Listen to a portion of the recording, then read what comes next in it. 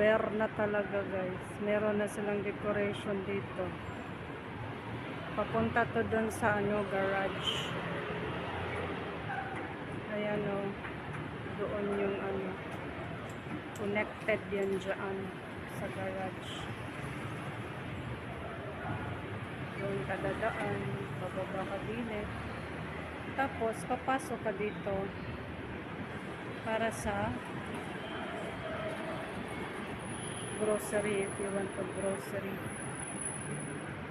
Like me, punta tayo sa grocery. So dito tayo yung dadaan sa pintuan nila. Dito to sa kabilang guys,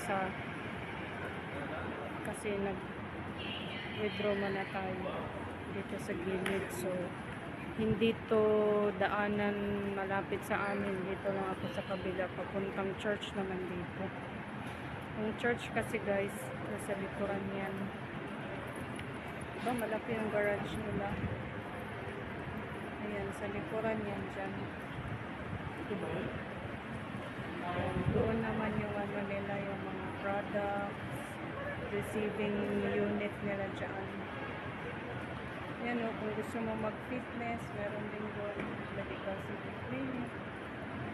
Yan, so maaga naman tayo guys, walang masyadong tao dito sa door. So pasok na tayo.